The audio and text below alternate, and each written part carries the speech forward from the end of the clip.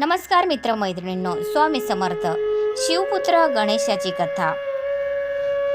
भगवान शिवाचे पुत्र गणेशाचे लग्न प्रजापती विश्वकर्माच्या रिद्धी आणि सिद्धी नावाच्या दोन मुलीबरोबर झाले. सिद्धीपासून शेम आणि रिद्धीपासून लाभ नावाचे मुले झाली. लोक परंपरेत याला शुभ लाभ असे म्हणतात. गणेशाचे लग्न देखील अतिशय रोचक परिस्थितीत झाले. त्यांचे लग्न होत नव्हते. या लग्नाची देखील चर्चा सर्व पुराणात मनोरंजक पद्धतीने मिळते. श्री गणेशाच्या विवाहासंबंधी मुख्यतः दोन कथा प्रचलित आहे. यातील एका कथेत तुळशीचे वर्णन आहे. त्यासोबत गणपतीला तुळस का अर्पण केली जात नाही हे देखील सांगितले आहे. पौराणिक कथेनुसार एकदा भगवान गणेश तपश्चर्या करत असताना तेथून जात असलेल्या तुळशीने त्यांना पाहिले आणि ती भगवान गणेशावर मोहित झाली. तिला त्यांच्याशी लग्न करायचे होते, परंतु भगवान गणेशाने ब्रह्मचर्य पाळण्यास सुरुवात केली होती, म्हणून त्यांनी तुळशीशी लग्न करण्यास नकार दिला.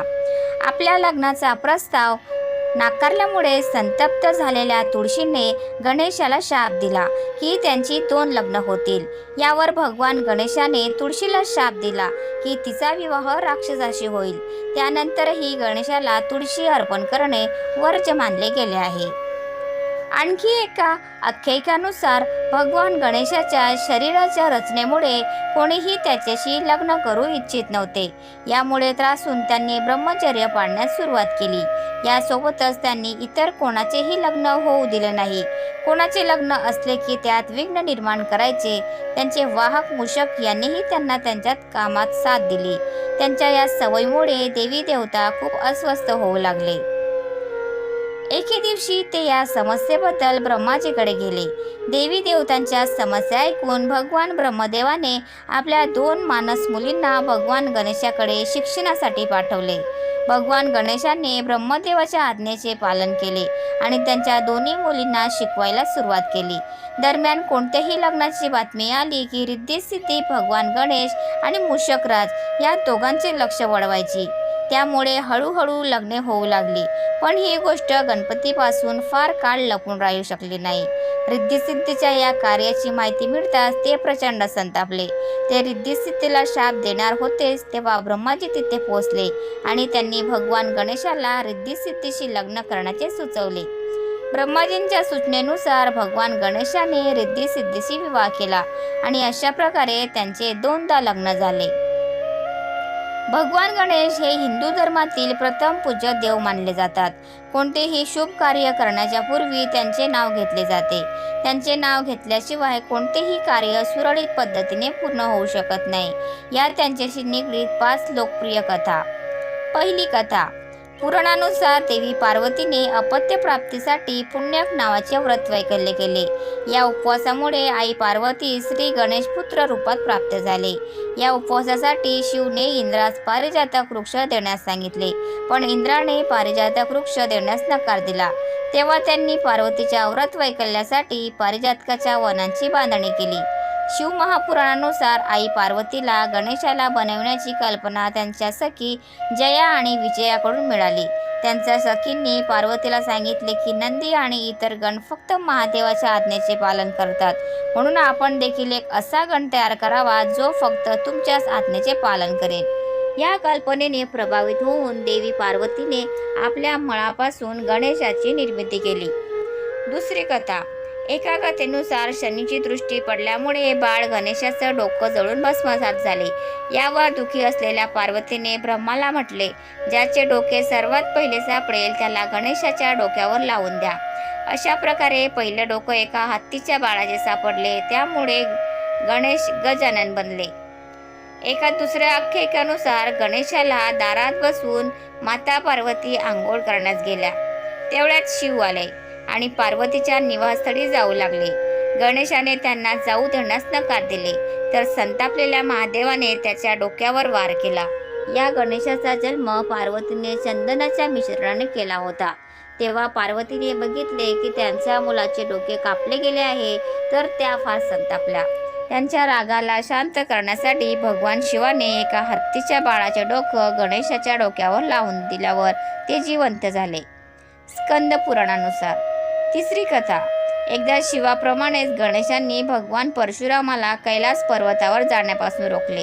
त्यावेळी परशुराम कार्तिवीर्य अर्जुनाचे वध करून कैलासावर शिवदर्शनाच्या इच्छेने गेले होते। ते शिवाचे अनन्य भक्त होते। गणेशाने रोखल्यामुळे ते गणेशाशी युद्ध करू लागले। गणेशाने त्यांना धूळ चाटवली तेव्हा परशुरामाने शिवाने दिलेल्या परशूचा वापर गणेशावर केला, ज्यामुळे गणेशाचा डावा दात तुटला। तेव्हापासून ते एकदंत म्हणून ओळखले जातात। चौथी कथा, भगवान विष्णूचे लग्न देवी लक्ष्मीसह करण्याचे योजले। सर्व देवांना आमंत्रण मिळाले, पण गणेशाला दिले नाही। भगवान विष्णूंच्या मिरवणुकीच्या वेळी सर्व देव आपापसात चर्चा करू लागले की गणेश नाही। मग सर्वांनी विष्णूंना विचारले, तर त्यांनी म्हटले की आम्ही गणेशाच्या वडिलांना म्हणजेच महादेवांना आमंत्रण दिले आहे। जर गणेशाला वडिलांसोबत यायचे असेल तर आले असते। तर काही जण म्हणू लागले की ते जास्त खातात आणि ते आले तरी त्यांना घराच्या संरक्षणासाठी बसवून देण्यात येईल। नंतर ही गोष्ट गणेशाला समजताच त्यांनी आपल्या मूषक सैन्याला पुढे पाठवले, वाटेला घालून पोकळ करून दिले। वराड तेथून निघाल्यावर रथांची चाकं जमिनीत रुतली। बऱ्याच वेळा प्रयत्न केल्यावर देखील चाक नाहीच निघाले। सर्वांनी आपापल्या परीने प्रयत्न केले तरीही निघाले नाही। बऱ्याच जागेतून तुटायला लागले। कोणालाही काही सुचत नव्हते की आता काय करावं। तेव्हा नारदजींनी सांगितलं की आपण गणेशाचे अवमान करून चांगले केले नाही। जर आपण त्यांना मान देऊन आमंत्रित कराल तरच आपले कार्य सिद्ध होऊ शकेल आणि हे संकट देखील टळेल। मग शंकराने आपल्या सेवक नंदीला पाठवले आणि ते गणेशाला घेऊन आले। गणेशाची आदराने पूजा करताच रथाची चाके निघाली। पाचवी कथा, देवी पार्वतीला सर्व देवांनी अमृतापासून तयार केलेले एक दिव्य मोदक दिले। मोदक बघून दोन्ही मुले कार्तिकी आणि गणेश आईकडून मागू लागले। तेव्हा आईने मोदकाच्या महत्त्वाचे वर्णन करून म्हटले की आपल्या दोघांमधून धर्माच्या दृष्टीने श्रेष्ठ होऊन सर्व तीर्थक्षेत्रांना प्रथम भेट देईल त्यालाच हे मोदक मिळेल। आईची गोष्ट ऐकून कार्तिकेय तर आपल्या मोरावर बसून एक चांगले मुहूर्त बघून सर्व तीर्थक्षेत्रांना भेट देऊन आले। इथे गणेशाचं वाहन उंदीर असल्यामुळे ते असं करण्यास असमर्थ होते। तेव्हा गणेशाने अत्यंत आदराने आपल्या आई वडिलांच्या भोवती प्रदक्षिणा घालून त्यांच्या समोर जाऊन उभे राहिले। हे बघून आई पार्वती म्हणाल्या की सर्व तीर्थक्षेत्रात केलेले स्नान, सर्व देवांना केलेला नमस्कार, सर्व यज्ञाची फलप्राप्ती, सर्व प्रकारचे उपवास, मंत्र, योग आणि संयमाचे पालन हे सर्व आई वडिलांच्या पूजेच्या 16व्या भागाच्या बरोबर देखील असू शकत नाही।